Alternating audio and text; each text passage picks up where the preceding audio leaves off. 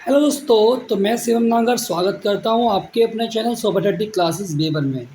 तो आज हम बात करेंगे अगले लेक्चर की। तो असेसमेंट एंड एवोल्यूशन। असेसमेंट का मतलब होता है आकलन और एवोल्यूशन का मतलब होता है मूल्यांकन। यानी कि एक बच्चे का आकलन और मूल्यांकन कैसे किया जाता है। तो सबसे पहले इस टॉपिक में हम डिस्कस करते हैं आकलन। तो आकलन जो होता है वो एक छोटा पहलू होता है। क्या होता है? छोटा पहलू होता है जो बच्चों को सीखने के दौरान उनकी कमियों का पता लगाता है। आपको पता होना चाहिए सीखने के दौरान उनकी कमियों का पता लगाना आकलन होता है। क्या होता है? आकलन होता है। आगे हम बात करते हैं मूल्यांकन। मूल्यांकन क्या होता है? तो मूल्यांकन व्यापक रूप से होता है और आकलन का एक हिस्सा माना जाता है मूल्यांकन। यानी कि स्किल्स कौशल सीखना ये भी मूल्यांकन के अंतर्गत आता है। मूल्यांकन जो होता है वो सभी पक्षों में होता है। क्या होता है? सभी पक्षों में होता है। हमें आकलन और मूल्यांकन की फिर बात करूँगा। आकलन जो होता है वो टीचर लर्निंग प्रोसेस के दौरान होता है। जब आपका शिक्षण अधिगम प्रक्रिया के दौरान ये आकलन होता है, और मूल्यांकन जो होता है वो प्रक्रिया ख़त्म हो जाती है, उसके बाद ये मूल्यांकन किया जाता है। यानी मूल्यांकन मतलब है जो साल के अंत में जो किया जाता है वो मूल्यांकन कहलाता है। क्या कहलाता है? मूल्यांकन कहलाता है। आकलन के बारे में अगर मैं बात करूं तो आकलन निदानात्मक परीक्षण है, यानी कि डायग्नोस्टिक टेस्ट है। क्या है? उपचारात्मक शिक्षण है। क्या है? निदानात्मक परीक्षण है, उपचारात्मक शिक्षण है। यानी कि आपको पता होना चाहिए कि डॉक्टर का संबंध किससे होता है? रोगी से होता है। और टीचर का संबंध किससे होता है? स्टूडेंट से होता है। डॉक्टर होता है वो अपने मरीज की समस्या को पहले पहचानता है। पहले उपचार होता है, उसके बाद उसका निदान होता है। तो एक बात आपको विशेष ध्यान रखनी पड़ेगी, सबसे पहले उपचार होता है, उसके बाद निदान होगा।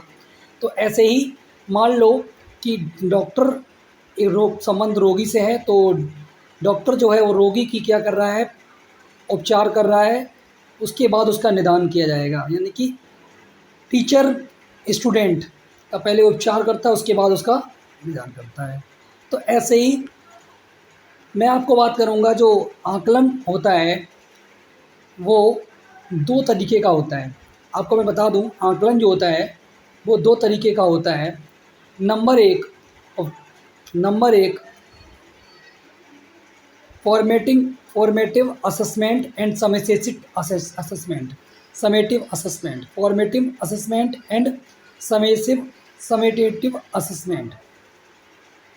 फॉर्मेट असेसमेंट क्या होता है? शिक्षण अधिगम प्रक्रिया के दौरान होता है फॉर्मेटिंग असेसमेंट। और समेटिव असेसमेंट क्या होता है? वो अंत में होता है। क्या होता है? अंत में होता है, यानी कि एंड में, खत्म। वार्षिक या अर्धवार्षिक, ईयरली, हाफ ईयरली परीक्षाएं होती हैं, वो अंत में होता है।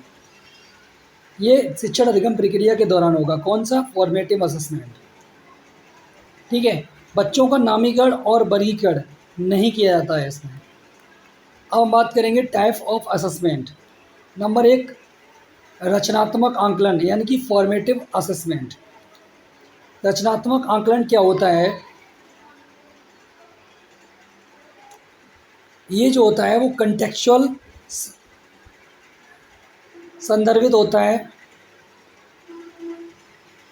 रचनात्मक आंकलन कॉन्सेप्चुअल अंडरस्टैंडिंग पर निर्भर करता है। रचनात्मक आंकलन कॉन्सेप्ट अंडरस्टैंडिंग पर निर्भर करता है। और उसके बाद रचनात्मक आंकलन जो होता है, फॉर्मेटिव असेसमेंट जो होता है, वो कॉम्प्रहेंसिव होता है। क्या होता है? कॉम्प्रहेंसिव होता है। और रचनात्मक या फॉर्मेटिव असेसमेंट जो होता है वो मूल्यांकन एक निरंतर प्रक्रिया है, कंटिन्यूस प्रोसेस है। कमियों की पहचान होती है इसमें। क्या होती है? कमियों की पहचान होती है। इनक्रेज करता है। कौन सा? Formative assessment. उसके बाद विश्वसनीय तरीके से मापता है। कौन सा? Formative assessment. यह डिस्क्रिप्टिव नेचर का होता है। क्या होता है? यह डिस्क्रिप्टिव नेचर का होता है। फॉर्मेटिव असेसमेंट में स्टूडेंट को उनमें अधिगम अधिगम उद्देश्यों के अधिगम उद्देश्यों के अधिगम उद्देश्यों के अधिगम प्रगति पर फीडबैक प्रदान करता है। ओपन एंडेड वाले क्वेश्चनों को, खुले अंत वाले प्रश्नों को क्या करता है? हल करता है। अब प्रोजेक्ट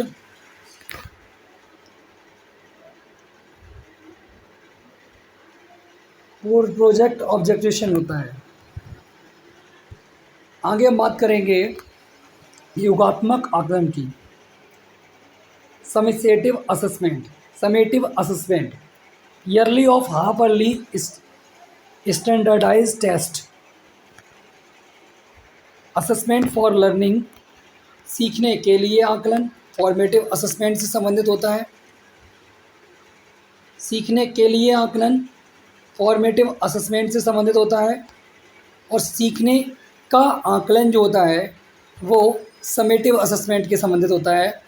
और सीखने के रूप में आकलन यानी कि असेसमेंट एज लर्निंग, ये जो होता है वो सेल्फ असेसमेंट यानी कि खुद पर यानी कि पीयर ग्रुप पर या पीयर ग्रुप असेसमेंट होता है ये। आगे हम बात करेंगे CCE होता है कंटिन्यूस एंड कॉम्प्रेसिव एवोल्यूशन।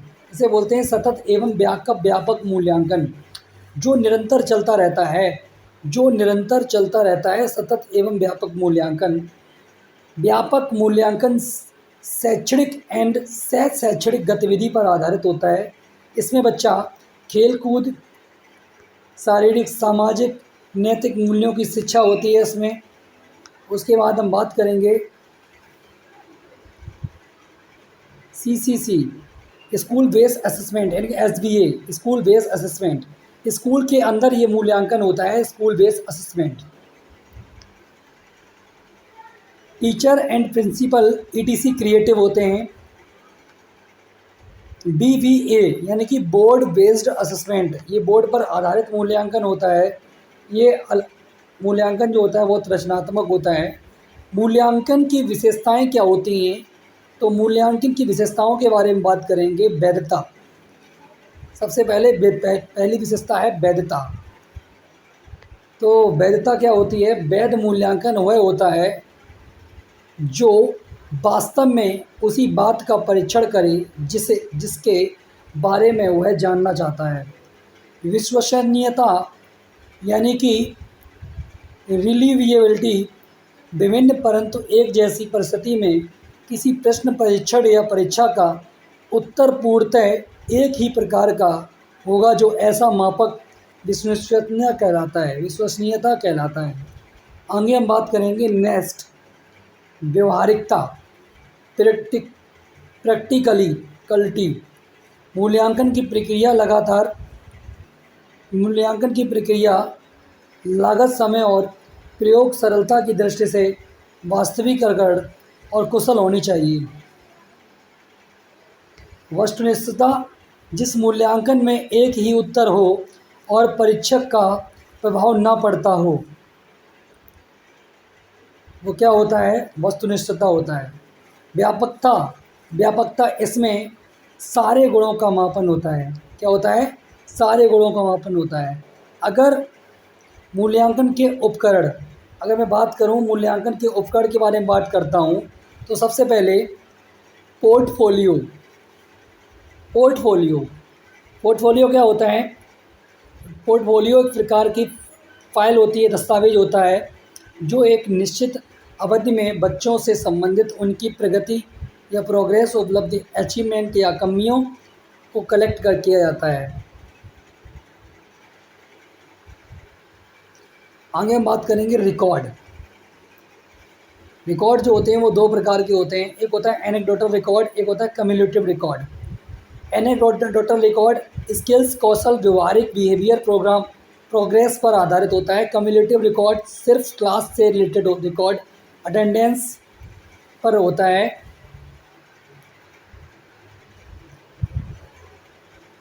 और एनेक्डोटल रिकॉर्ड जो होता है वो बिहेवियर प्रोग्रेस पर आधारित होता है। रेटिंग स्केल्स क्या होता है?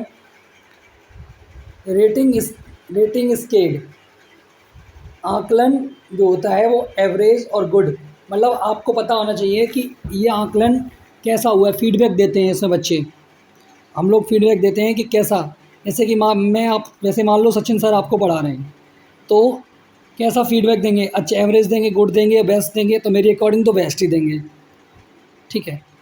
अगर आपको ये वीडियो अच्छी लगी हो तो इसे लाइक करें, सब्सक्राइब करें, शेयर करें, और जिससे आपको नेक्स्ट वीडियो की नोटिफिकेशन जल्द ही मिल सके। धन्यवाद।